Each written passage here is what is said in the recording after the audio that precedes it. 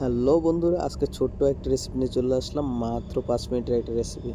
তো আজকের রেসিপিটা হচ্ছে, ঈদ আসলে আমাদের সেমাইয়ের প্রয়োজন হয়, মাস্ট প্রত্যেকটা ঘরেই সেমাইয়ের প্রয়োজন হয়। তো সেমাই কীভাবে খুব সহজ এবং সুস্বাদুভাবে রান্না করব, সেটাই আজকের এই রেসিপিতে তুলে ধরার চেষ্টা করব। তো রেসিপিটার জন্য প্রথমে নিয়ে নিচ্ছি আমি 400 গ্রাম দুধ ফ্রেশ, এবং সেটাকে আমি হালকা একটু মিডিয়াম আঁচে গরম করে নিচ্ছি। তারপর দুধগুলোতে দিয়ে দিচ্ছি আমি 4টা এলাচের বিচি এবং 4টা তেজপাতা দিয়ে সুন্দরভাবে কিছুক্ষণ নেড়ে নেব। দুধটা যখন হালকা একটু কমে যাবে এবং একটু হালকা গাঢ় হয়ে আসবে, তারপর দিয়ে দিচ্ছি আমি 2 চামচ পরিমাণ চিনি। দেখতেছেন চিনি, যারা মিষ্টি কম খায় তারা আরও কম করে দিতে পারেন। আমি মিষ্টি একটু বেশি খাই, তার জন্য আমি একটু বাড়িয়ে দিয়েছি। তো আপনারা পরিমাণ মতো দিয়ে নেবেন। যারা ডায়াবেটিস আছে তো তারা মিষ্টি নাও দিতে পারেন, কারণ দুধটা যদি একটু হালকা গাঢ় হয় দুধটাই অটোমেটিকলি একটু মিষ্টি থাকে। তো ডায়াবেটিস রোগীদের জন্য ওইটাই চলে, বাট যারা মিষ্টি খেতে পছন্দ করেন তারা একটু বাড়িয়ে দিয়ে নেবেন। তো 400 গ্রাম দুধে আমি 2 চামচ পরিমাণ মিষ্টি নিয়েছি। তারপর দেখতেছেন আমার হাতে ঘিয়ে ভাজা সেমাই। ঘিয়ে ভাজা সেমাইটাকে আমি হালকা একটু টেলে নিয়েছি। ভিডিওটা বড় হয়ে যাবে তার জন্য দেখাতে পারিনি। তো তারপর আমি গরম দুধের মধ্যে সেমাইটাকে সুন্দরভাবে দিয়ে দিয়েছি।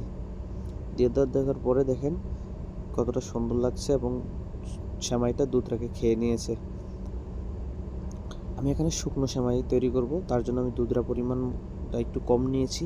যারা একটু ভেজা ভেজা খেতে পছন্দ করেন তারা দুধের পরিমাণটা হালকা একটু বাড়িয়ে দেবেন। তো তারপর দিয়ে দিচ্ছি নারিকেল। নারকেলটা আমি আগেই কুড়িয়ে রেখেছিলাম, তারপর ওটার উপরে সুন্দরভাবে ছিটিয়ে দিয়ে দিয়েছি।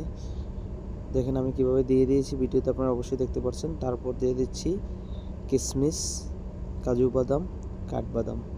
দেখো বন্ধুরা, আমার সেমাইটা মোটামুটি কমপ্লিট, এখন মোটামুটি খাওয়ার উপযুক্ত হয়ে গেছে। এভাবে সুন্দর করে সার্ভ করলে একদম গ্যারান্টি দিয়ে বলতে পারি যে বাসার সবাই কারাকারিতে লেগে যাবে।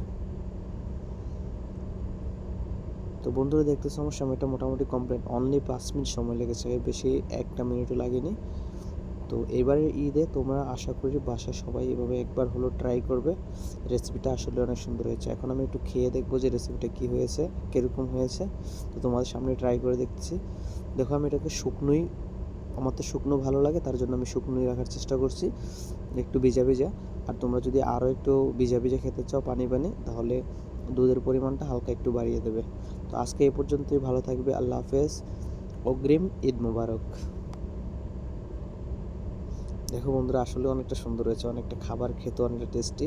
আশা করি একবার হলো বাসায় ট্রাই করে যাবে। আল্লাহ হাফেজ, অগ্রিম ঈদ মোবারক আবারও।